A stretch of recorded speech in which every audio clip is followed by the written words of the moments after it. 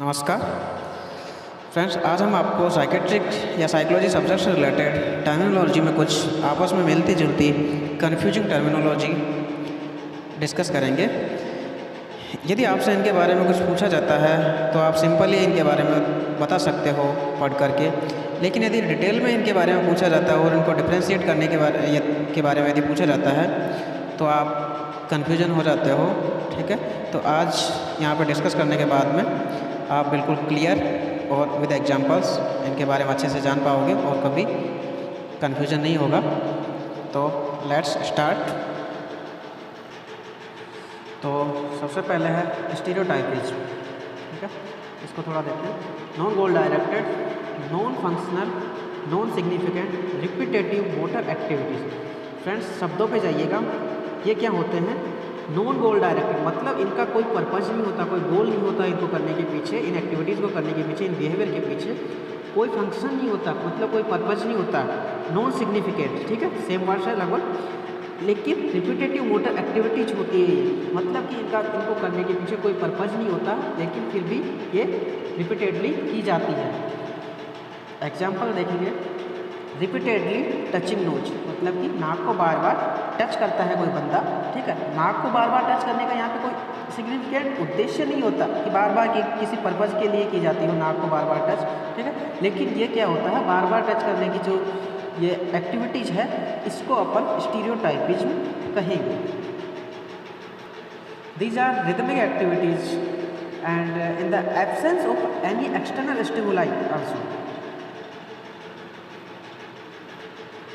इसमें यदि एग्जांपल और लेता हूँ, जैसे बार बार देखा होगा बंदों को कि बार बार स्लीव जो होती है शर्ट की उसको बार बार ऊपर खींचते रहते हैं, तो उसका कोई पर्पज़ नहीं होता है, लेकिन फिर भी उसे खींचते रहते हैं।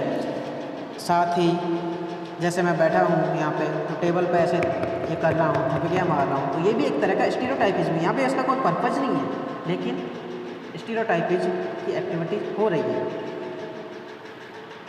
नेक्स्ट हम देखते हैं मैनरिज्म। मैनरिज्म क्या है? ये होते हैं odd purposeful movements, significant functional, goal directed. यहाँ पे फ्रेंड्स दोनों में अंतर समझिएगा। ये नॉन गोल डायरेक्टेड थे, इनका कोई फंक्शन कोई पर्पज नहीं था, लेकिन ये पर्पजफुल मूवमेंट होते ओड है, मतलब स्ट्रेंज, इडियोसिंक्रेटिक लाइक, मतलब कि थोड़े हैबिचुअल होते हैं, लेकिन स्ट्रेंज या अनयूजुअल हैबिट्स होती है ये हर इंडिविजुअल की पर्टिकुलर। फ्रेंड्स हर एक शब्द पे जाइएगा, odd purposeful movements and significant goal directed. Okay, particular individual की ये अलग अलग हो सकती है। ठीक है, एग्जाम्पल में यदि अपन जाते हैं तो टिल्टिंग हेड इन थिंकिंग, जब भी कोई बंदे सोचते हैं तो थोड़ा हेड को इधर उधर घुमाते हैं या माथे पे मतलब अंगुली रख के ऐसे सोचने की एक्टिविटी जो की जाती है, तो वो एक तरह का मैनरिज्म है। मैनरिज्म थोड़ा वर्ड से भी आपको समझ में आ रहा होगा। मैनर्स मतलब कि पर्सन के सेल्फ मैनर्स किस वे में वो कोई एक्टिविटीज़ कर रहा है ये। ठीक है, लाइक दैट। एग्जाम्पल में ये ले लिया।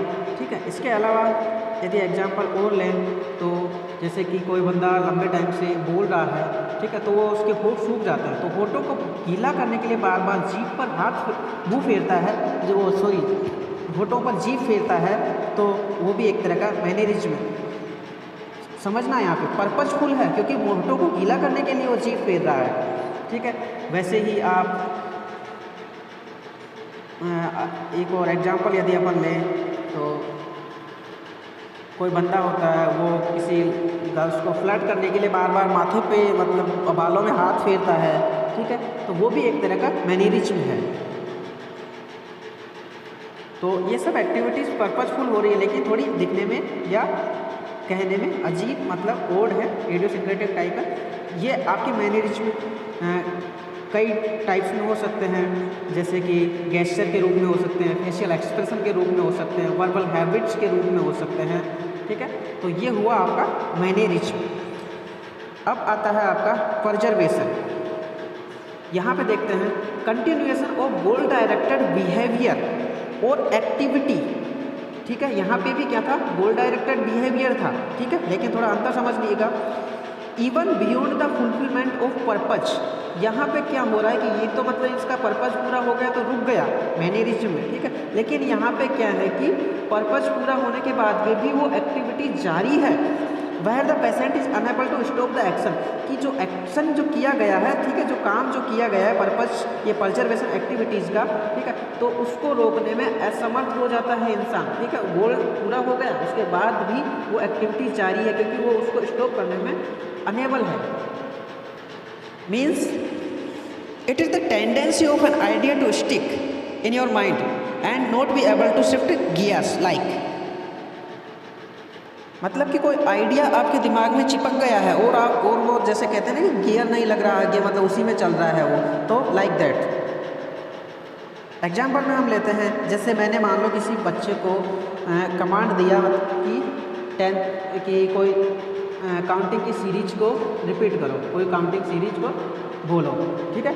तो वो उसको सीरीज को एक बार बोल दिया, लेकिन उसके बाद वो लगातार उसको सीरीज को बोले जा रहा है। जैसे एक से 10 तक की गिनती बोलने का मैंने बोला किसी बच्चे को, तो 1 से 10 तक की गिनती उसने बोला, ठीक है। उसके बाद भी वो लगातार 1 से 10 तक खत्म होने के बाद में फिर वापस से 1 से 10 तक, फिर वापस से 1 से 10 तक, मतलब कि वो उस आइडिया पर ही चिपक गया है।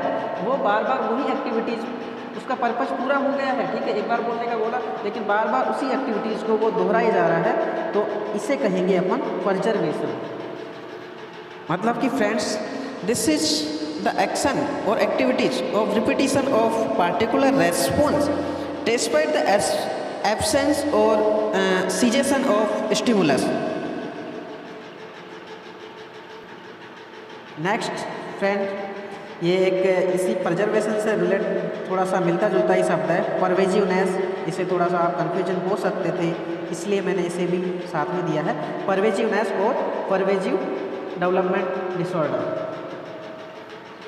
परवेजिव का यदि शाब्दिक अर्थ देखा जाए तो प्रसारणशीलता या व्यापकता से कहेंगे, यदि थोड़ा हिंदी इसका देखा जाए तो, ठीक है। ये क्या होती है? ग्रुप ऑफ चाइल्डहुड डिसऑर्डर होती है। Group of disorder characterized by delay in development of socialization and communication skills, ठीक है। तो ये चाइल्डहुड डिसऑर्डर्स होती है, तो इसके अंदर कई सारे डिसऑर्डर आ जाती है, ठीक है, like childhood autism, Rett syndrome, Asperger syndrome, ठीक है। ऑटिज्म आप जानते होंगे, इसमें बच्चा सोशलाइज नहीं रहता है, ठीक है, और उसका थोड़ा अलूफनेस टाइप और लैंग्वेज और सोशल इंटरेक्शन वाली प्रॉब्लम्स होती है ऑटिज्म में, ठीक है। रेट सिंड्रोम जो होता है वो बच्चियों में पाया जाता है, गर्ल्स चाइल्ड में, ठीक है, और ये थोड़ा कम उम्र में ही होता है। और इसके अंदर क्या होता है कि पहले नॉर्मल डेवलपमेंट होता है, नॉर्मल या नियर नॉर्मल डेवलपमेंट होता है, और उसके बाद फिर वो सारे जो भी डेवलपमेंट जो भी सीखा है उसके जो भी मोटर या स्किल एक्टिविटीज़, ठीक है, तो वो सारी वो गायब हो जाती है या पार्शियली गायब हो जाती है, ठीक है, ख़त्म हो जाती है। तो ये रेट सिंड्रोम में होता है। एस्पर्गर सिंड्रोम जो होता है ये ऑटिज्म की तरह ही होता है, लेकिन थोड़ा बहुत इसमें डिफरेंस होता है कि इसमें जो लैंग्वेज और जो कॉग्निटिव वाला पोर्शन होता है वो इसमें अपने एस्पर्गर सिंड्रोम में नहीं होता है। इस तरह से ये इन तीनों चारों में थोड़ा डिफरेंस था, ठीक है। बाकी इनमें जो कन्फ्यूजन होता था वो शायद अब क्लियर हो गया होगा।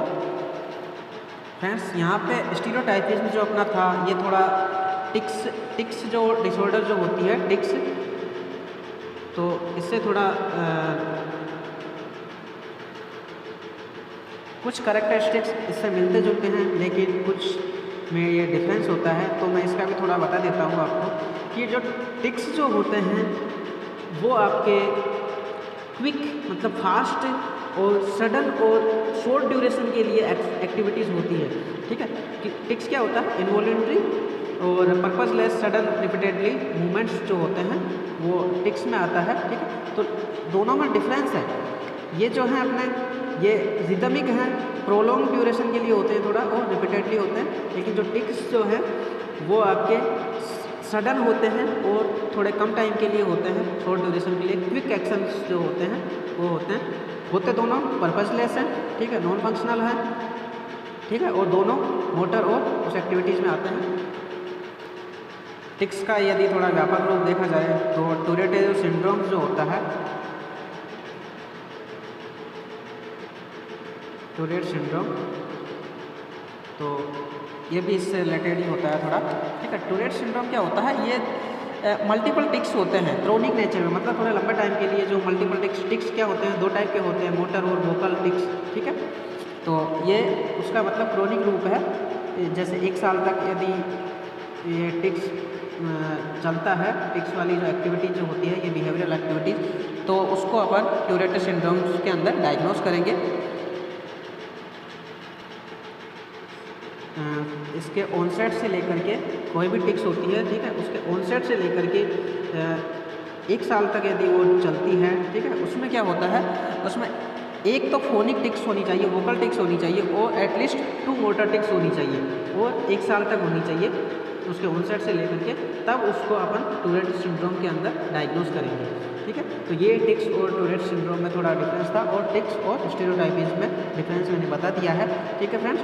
तो आई थिंक आप इन सब के बारे में थोड़ा डिफरेंस समझ गए होंगे, आप इसका स्क्रीनशॉट ले सकते हैं, और आई होप आपको ये समझ में आया होगा और अच्छा लगा होगा। यदि ऐसा है तो आप हमारे चैनल को सब्सक्राइब कर सकते हैं, लाइक कर सकते हैं, और मोटिवेट कर सकते हैं हमें, जिससे मैं आपके लिए ऐसे ही कुछ लेक्चर्स जिसमें आपको प्रॉब्लम्स होती हो वैसे ही कुछ ला सकूँ। Thanks for watching, have a good day.